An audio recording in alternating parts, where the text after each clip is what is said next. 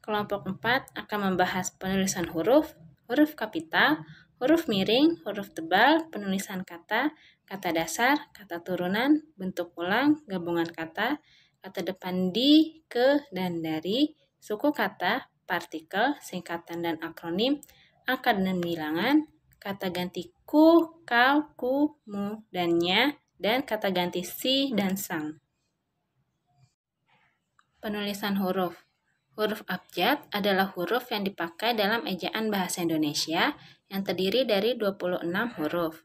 Lalu huruf vokal adalah huruf yang melambangkan vokal dalam bahasa Indonesia yang terdiri atas 5 huruf yaitu A, I, U, E, dan O. Huruf konsonan adalah huruf yang melambangkan konsonan dalam bahasa Indonesia yang terdiri dari 21 huruf yaitu B, C, D, F, G, H, J, K, L, M, N, P, Q, R, S, T, V, W, X, Y, dan Z. Huruf diftong dalam bahasa Indonesia dilambangkan dengan gabungan huruf vokal AI, AU, EI, dan OI. Lalu gabungan huruf konsonan terhitung dalam KH, NG, NY, dan SY masing-masing melambangkan satu bunyi konsonan. Huruf kapital. Dalam fungsinya, huruf kapital adalah sebagai huruf awalan dalam berbagai unsur. Berikut macam huruf kapital dalam berbagai unsur. A. Huruf kapital dipakai huruf pertama awal kalimat. B. Huruf kapital dipakai sebagai huruf pertama unsur nama seseorang. C. Huruf kapital dipakai pada awal kalimat dalam petikan langsung. D. Huruf kapital dipakai sebagai huruf pertama setiap kata nama agama, kitab suci, dan Tuhan. E. Huruf kapital dipakai sebagai huruf pertama unsur nama gelar kehormatan, keturunan, keagamaan, atau akademik yang diikuti nama orang.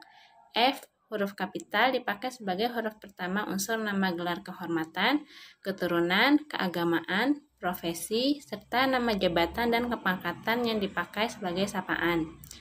G. Huruf kapital sebagai huruf pertama unsur nama jabatan dan pangkat yang diikuti nama orang atau yang dipakai sebagai nama orang tertentu, nama instansi atau tempat. Selanjutnya, huruf kapital dipakai sebagai huruf nama bangsa, suku bangsa, dan bahasa. B. Huruf kapital dipakai sebagai huruf pertama nama tahun, bulan, hari, dan hari besar atau hari raya. C. Huruf kapital dipakai sebagai huruf pertama unsur nama peristiwa sejarah. D. Huruf kapital dipakai sebagai huruf pertama semua kata dalam negara, lembaga, badan, organisasi, atau dokumen kecuali kata tugas seperti di, ke, dan dari, yang, dan untuk. E. Huruf kapital dipakai sebagai huruf pertama setiap kata dalam judul buku, karangan, artikel, dan makalah, serta nama majalah dan surat kabar. F. Huruf kapital dipakai sebagai huruf pertama unsur singkatan nama gelar, pangkat, dan sapaan. G. Huruf kapital dipakai sebagai huruf pertama kata penunjuk hubungan kekerabatan seperti bapak, ibu, kakak, dan adik, serta paman, atau kata ungkapan yang lain dipakai dalam penyapaan atau pengacuan. Huruf miring. Yang pertama, huruf miring dipakai untuk menuliskan judul buku, nama majalah, atau nama surat kabar yang dikutip dalam lisan, termasuk dalam daftar pustaka. Yang kedua, huruf miring dipakai untuk menegaskan atau mengkhususkan huruf, bagian kata, atau kelompok kata dalam kalimat. Yang ketiga, huruf miring dipakai untuk menuliskan kata atau ungkapan bahasa daerah atau bahasa asing. Lalu huruf tebal. Yang pertama, huruf tebal dipakai untuk menegaskan bagian tulisan yang sudah ditulis miring. Lalu yang kedua, huruf tebal dapat dipakai untuk menegaskan bagian-bagian karangan seperti judul buku, bab, atau subbab. Selanjutnya penulisan kata. A. Kata dasar. Kata dasar ditulis sebagai suatu kesatuan. Misal, kantor pajak penuh sesak, saya pergi ke sekolah. B. Kata berimbuhan. Imbuhan atau awalan, sisipan akhiran, serta gabungan awalan dan akhiran ditulis dalam serangkaian dengan bentuk dasar. Misal, berjalan, mempermudah, dan gemetar. 2. Bentuk terikat ditulis serangkaian dengan kata yang mengikutinya. Misal adibusana, infrastruktur, proaktif, aerodinamika, purnawirawan, dan inkonvensional. Kata turunan. 1. Imbuhan atau awalan, sisipan, akhiran. Ditulis serangkai dengan kata dasarnya. Misalnya, bergetar, dikelola, penetapan, menengok, mempermainkan. Yang kedua, jika bentuk dasar berupa gabungan kata, awalan harus... Kedua, jika bentuk dasar berupa gabungan kata, awalan atau akhiran, ditulis serangkai dengan kata yang langsung mengikuti atau mendahulinya. Misalnya, bertepuk tangan, garis bawah, menganak sungai, sebarluaskan. Yang ketiga, jika bentuk dasar yang berupa gabungan kata mendapat awalan dan akhiran sekaligus, unsur gabungan kata itu ditulis serangkai. Misal, menggarisbawahi, menyebarluaskan, dilipat gandakan, menghancur leburan. Yang keempat, jika salah satu unsur gabungan kata hanya dipakai dalam kombinasi gabungan kata, itu ditulis serangkai. Misal, adipati, aerodinamika, antarkota, anumerta, audiogram, bikarbonat, biokimia, catur tunggal, dasawarsa, dekameter, dan seterusnya. Catatan pada kata turunan. Yang pertama, jika bentuk terikat diikuti oleh kata yang huruf awalnya adalah huruf kapital, di antara kedua unsur itu harus dituliskan tanda hubung atau strip. Misal, non-Indonesia, pan-Afrikanisme. Yang kedua, jika kata maha sebagai unsur gabungan diikuti kata esa dan kata yang bukan kata dasar, gabungan itu ditulis terpisah. Misal, mudah-mudahan, Tuhan Yang Maha Esa melindungi kita. Bentuk ulang. Bentuk ulang ditulis secara lengkap dengan menggunakan tanda hubung. Misal, anak-anak, buku-buku, kuda-kuda, mata-mata, hati-hati, undang-undang, dan seterusnya yang teman-teman bisa lihat sendiri di layar. Gabungan kata. Gabungan kata yang lazim disebut kata majemuk termasuk istilah khusus dan unsur-unsurnya ditulis terpisah. Misal, duta besar, kambing hitam, kereta api cepat luar biasa, mata pelajaran, meja tulis, model linier, orang tua, persegi panjang, rumah sakit umum, simpang 4. Yang kedua, gabungan kata termasuk istilah khusus yang mungkin menimbulkan kesalah pengertian, dapat ditulis dengan tanda hubung untuk menegaskan pertalian unsur yang bersangkutan. Misal, alat pandang dengar, anak istri saya, buku sejarah baru, mesin hitung tangan, ibu bapak kami, watt jam, orang tua muda. Yang ketiga, gabungan kata berikut ditulis serangkai. Misal, ada kalanya, akhirul kalam, alhamdulillah, barangkali, bila mana, bismillah, dan seterusnya yang teman-teman bisa lihat sendiri di layar. Kata depan di, ke, dan dari. Kata depan di, ke, dan dari ditulis terpisah dari kata yang mengikutinya, kecuali dalam gabungan kata yang sudah lazim dianggap sebagai satu kata seperti kepada dan daripada. Contoh, kain itu terletak di dalam lemari. Di mana Siti sekarang? Di mana Siti sekarang? Mereka ada di rumah. Dan seterusnya seperti yang teman-teman bisa lihat di layar kaca. Suku kata. Suku kata adalah bagian dari pembentuk kata. Suku kata tersebut dapat dikenali dengan bunyi bahasa saat diucapkan atau dibaca. Berikut ini ciri-ciri suku kata dalam bahasa Indonesia. Yang pertama, memiliki unsur fonem vokal. Yang kedua, memiliki unsur fonem konsonan. Ketiga, cirinya dapat juga terdiri dari kedua fonem, yakni vokal dan konsonan. Yang keempat, selain itu dapat juga terdiri lebih dari 3 fonem, baik terdiri dari 2 vokal 1 konsonan ataupun 2 konsonan 1 vokal. Materi selanjutnya yaitu bentuk suku kata. Pola suku kata ini berkaitan dengan pelafalannya yang memudahkan dalam mengenali jumlah satu kata dalam satu unsur kata, yaitu satu suku kata. Memiliki arti hanya salah satu vokal ataupun satu konsonan saja, misalnya dengan kata nama band. Pada kata nama band hanya memiliki satu suku kata saja. Dan yang kedua ada 2 suku kata. Pada 2 suku kata artinya mengandung 2 fonem, yakni vokal ataupun konsonan. Misalnya pada kata makan, yaitu memiliki 2 suku kata, yakni ma dan kan. Dan yang ketiga ada 3 suku kata. Untuk 3 suku kata ini artinya mengandung 3 fonem baik vokal ataupun konsonan dan seterusnya. Misalnya saja seperti kata jelita, terdapat 3 suku kata yaitu je, li, dan ta. Materi berikutnya yaitu pola suku kata. 1. Terdapat satu vokal, yaitu memiliki satu fonem vokal. 2. Satu vokal dan satu konsonan memiliki dua fonem, yakni satu vokal dan konsonan. 3. Satu konsonan dan satu vokal memiliki dua fonem dengan diawali konsonan lalu vokal. Yang keempat, ada satu konsonan, satu vokal, dan satu konsonan memiliki tiga fonem, yaitu konsonan, vokal, lalu diakhiri dengan konsonan. Yang kelima, ada dua konsonan dan satu vokal memiliki tiga fonem, yaitu konsonan, konsonan, dan yang diakhiri dengan vokal pada bagian akhirnya, sehingga bunyi vokal lebih terdengar di bagian akhir. Dan yang keenam, ada dua konsonan, satu vokal, dan satu konsonan, terdiri dari 4 fonem sesuai dengan urutannya, diakhiri dengan fonem konsonan. Pola suku kata berikutnya. 1. Terdapat satu konsonan, satu vokal, dan dua konsonan. 2. Terdapat 3 konsonan dan satu vokal. 3. Terdapat 3 konsonan, satu vokal, dan satu konsonan. Yang keempat, ada 2 konsonan, satu vokal, dan 2 konsonan. Yang kelima, ada 1 konsonan, 1 vokal, dan 3 konsonan. Contoh suku kata yaitu 1. Rambut memiliki 2 suku kata yaitu ram dan but. Dan yang kedua ada makan memiliki 2 suku kata yaitu ma dan kan.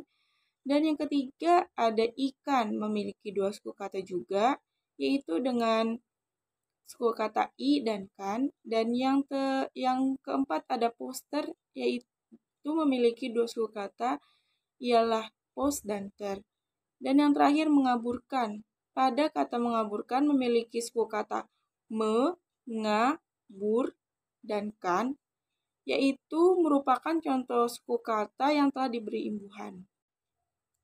Selanjutnya partikel. 1. Partikel lah, kah, dan ta, yaitu ditulis serangkaian dengan kata yang mendahuluinya. Misalnya, 1. Bacalah buku itu baik-baik. 2. Apakah yang tersirat dalam surat itu? Dan yang ketiga ada apatah gunanya bersedih hati. Yang kedua ada partikel pun ditulis terpisah dari kata yang mendahulunya. Misalnya, apapun yang dimakannya ia tetap kurus, hendak pulang pun sudah tak ada kendaraan. Yang terakhir, jika ayah pergi, adik pun ingin pergi. Catatan kelompok yang lazim dianggap padu. Misalnya ada adapun, andaipun, ataupun, bagaimanapun, kendatipun, meskipun, walaupun, maupun, sungguh pun, dan kalaupun, serta biarpun, itu ditulis serangkai karena dianggap sebagai kelompok kata yang lazim untuk dipadu. Dan yang ketiga ada partikel per yang berarti mulai, demi, dan tiap. Ditulis terpisah dari bagian kalimat yang mendahului atau mengikutinya. Misalnya, pegawai negeri mendapatkan kenaikan gaji per 1 April dan harga kain itu ialah 2.000 per helai. Berikutnya singkatan. Singkatan ialah bentuk yang dipendekkan dari terdiri atas satu huruf atau lebih. 1. Singkatan nama orang, nama gelar, sapaan, jabatan, atau pangkat diikuti dengan tanda titik. Misalnya pada nama A.S. Kramawijaya. Yang kedua, Muhammad Yamin. Kata Muhammadnya disingkat menjadi Yamin. Dan yang ketiga ada Suman HS, dan yang terakhir ada Sukanto S.A. 2. Singkatan nama resmi lembaga pemerintah atau ketatanegaraan, badan atau organisasi, serta nama dokumentasi resmi yang terdiri atas huruf awal kata ditulis dengan huruf kapital dan tidak diikuti dengan tanda titik. Misal, Dewan Perwakilan Rakyat disingkat dengan DPR dan memakai huruf kapital semua.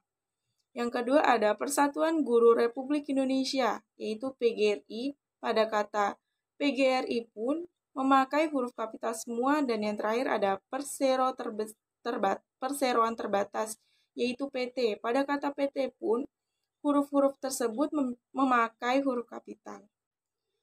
Jenis singkatan selanjutnya. Yang ketiga, singkatan umum yang terdiri atas 3 huruf atau lebih diikuti satu tanda titik. Misalnya, kata dan lain-lain disingkat menjadi DLL, titik. Yang kedua ada DSB titik, yaitu dan sebagainya. Kata dan seterusnya itu bisa disingkat menjadi DSB titik. Dan yang keempat ada halaman. Pada kata halaman pun disingkat menjadi HLM titik. Yang kelima ada atas nama. Kata atas nama itu biasa disingkat menjadi A titik N titik. Dan kata dengan alamat itu biasanya disingkat dengan huruf D titik A titik. Dan yang ketujuh ada untuk beliau. Pada kata untuk beliau disingkat menjadi U titik B titik. Dan yang terakhir untuk perhatian disingkat menjadi U titik B titik. Yang keempat ada lambang kimia, singkatan satuan ukuran takaran, timbangan, dan mata uang tidak diikuti tanda titik. Misal, kata kaprum menjadi CU. TNT yaitu singkatan dari trinitrotulen. Yang ketiga ada sentimeter, disingkat menjadi cm. Yang keempat ada liter. Liter disingkat menjadi huruf L kapital saja. Dan yang terakhir kilogram dengan singkatan kg saja.